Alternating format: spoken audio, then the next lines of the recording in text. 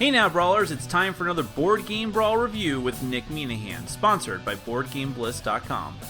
Hey peeps, just a really quick review today. We are going to be taking a look at two very small expansion packs for Warhammer Quest, the adventure card game from Fantasy Flight Games, licensed, of course, by Games Workshop. They are character expansion packs. So one of them is the Witch Hunter. They actually come in these little clamshell cases. And one of them is the Trollslayer. So two new characters you can play.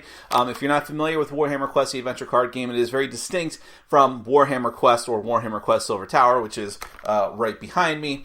This is just a card game version of that, fully cooperative, just like the original Warhammer Quest and its successor. But you can watch my review of it.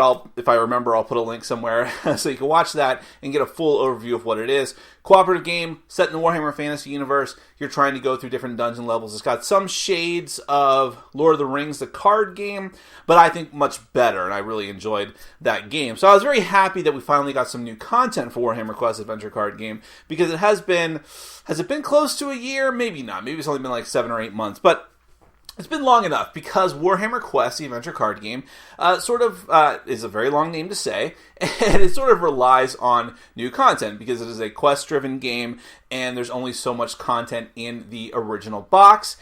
But the content that we have now is just a couple of character packs. So I'm going to go over these packs. Of course, there's not a lot to them, but we'll at least talk about them. We'll come back, and I will tell you what I like about these characters, but also maybe a little bit of meta commentary about these expansions, or lack thereof.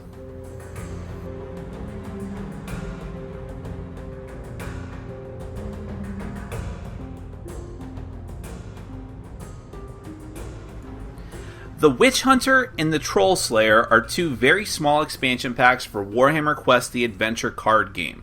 You must, of course, have the base game to play with these, and each one allows you to play as a new character in the game. There are no drastic rules changes to explain. These characters just expand on existing content, so I'll just go over what they do. To be very clear before we continue, these two packs are sold separately. I'm just covering them at the same time because neither merits a video on their own. First off, both characters have the standard 3 hit point cards, one of which you'll use based on the number of players. Both are actually very comparable in hit point totals, with the Witch Hunter only 1 point behind. We'll go through the Trollslayer's stuff first. This glory-obsessed dwarf encourages engaging the strongest enemies on the field and going all out in combat without armor at that, and is rewarded for doing so. Your action cards make it easy to engage, give you bonuses to engage the highest ranked enemies, and even let you ready your actions faster and recover if you're not wearing armor. Even your rest cards give you free attacks. The Trollslayer's legendary gear keeps up this trend, with Me Father's Axe letting you discard a success token to gain 2 successes, and Me Father's Other Axe adding progress to the location just for defeating enemies. And his Ancestral Charm lets you convert Nemesis faces or blanks on explore actions to slashes. Now on to the Witch Hunter, an obsessed zealot who relies on ranged attacks. She's very interesting because the entirety of her power is centered on having cards be exhausted. Actions will give you bonuses depending on how many of your other action cards are already exhausted, including letting you target additional enemies, recovering more health, or gaining extra successes in combat. For her legendary gear, her reinforced coat not only gives her plus 3 health, but it counts as an exhausted card for your action cards. The dual pistols deal an additional wound to every enemy that they wound. And finally, Holy Bullets apply -1 resilience to each targeted enemy. That's a very quick rundown of the character expansion packs for Warhammer Quest Adventure Card Game. Again, it doesn't add a ton to the game, but they are new and very different characters.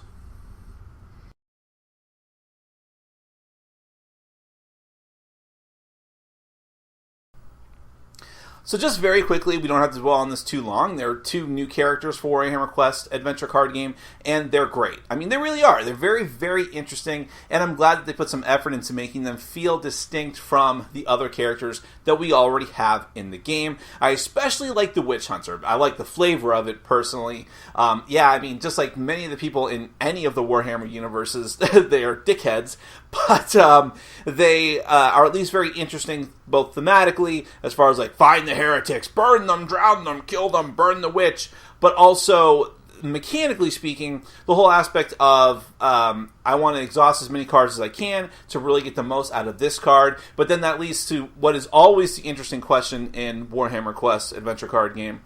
I wish I had a better title. Is what are the order that you do things in? Because that has a huge impact, and it's even more of a huge impact, because of the Witcher's ability, the Witch Hunter's ability to get bonuses from the exhausted cards. So now it's really critical what order you do things in. And her legendary gear, especially the reinforced coat, is very cool as well, if you can get to it.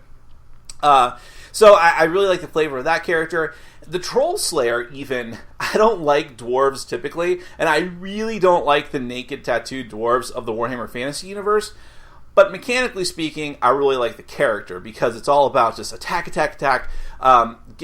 engage enemies all the time, engage the best enemy on the board and get even more bonuses, and try to take the focus off of your opponents, off of your allies, take those enemies away, and even ready their actions when you use the aid action is really, really cool. So I think the Trollslayer has good flavor, but also just works really well and is very interesting and dynamic alternative to some of the combat-oriented classes from the base game. So, these are two solid characters. They are sold separately. I'll emphasize that again. So if you already have Warhammer Quest adventure card game and you like it, yeah, I would definitely recommend getting these. Now, my meta commentary here that is completely separate from my opinion of these two small character packs. It is bizarre that we don't have a full expansion set for Warhammer Quest the adventure card game yet.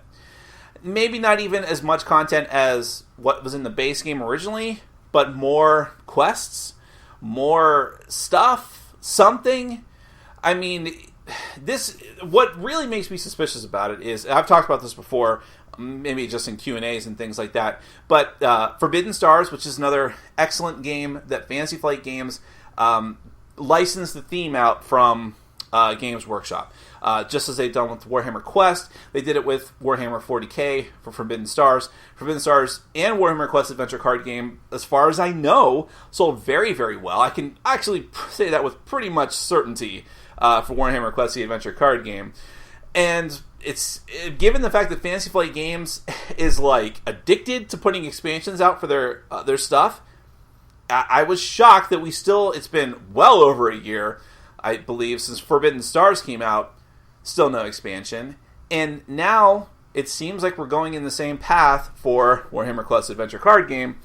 And it just makes me suspicious. Is there something going on with the license from Games Workshop? Games Workshop, maybe perhaps not by coincidence, is ramping up the production of their own board game line, which they had done in the past, and it kind of faded, and they focused just on their miniatures lines, but now they have more and more board games coming out based on their licenses, including Warhammer Quest Silver Tower. And on top of that, Fantasy Flight Games is now owned by Asmodee. That happened within a year ago. And Asmodee has new policies regarding who can buy and sell their products. Games Workshop is notoriously... they themselves are very specific about how they... To put it mildly, they are, and probably oversimply, they are very specific about who they sell to and what their pricing policies are.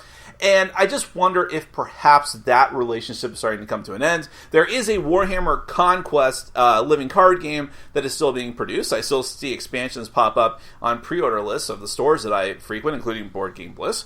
And as far as I know, that's still going on. But it seems like the tabletop game stuff, the non-LCG stuff, is sort of suffering. And I'm wondering what's up with that. Just some meta commentary. Have at it. Maybe someone out there knows more than I do and can correct the record, and maybe knows something that they can share with the group, share with the class, and let us know. So again, as far as the purpose of this video, I like the character packs. I just wish there was more stuff, because you can say Forbidden Stars is fine as it is, and I kind of agree. I'll probably keep it no matter whether they put out an expansion or not. But Warhammer Quest adventure card game needs expansion content. That's the whole point. You're taking your characters through adventures and making them stronger. Internet shrug. So, that is the Witch Hunter and Trollslayer expansion packs for Warhammer Quest adventure card game. I really like them. Now give us more. Thanks for watching. Follow us on Facebook, Twitter, and Patreon. And make sure to check out our sponsor, Board Game Bliss, where you can find an amazing selection of games from around the world. BoardGameBliss.com. Thanks for your support.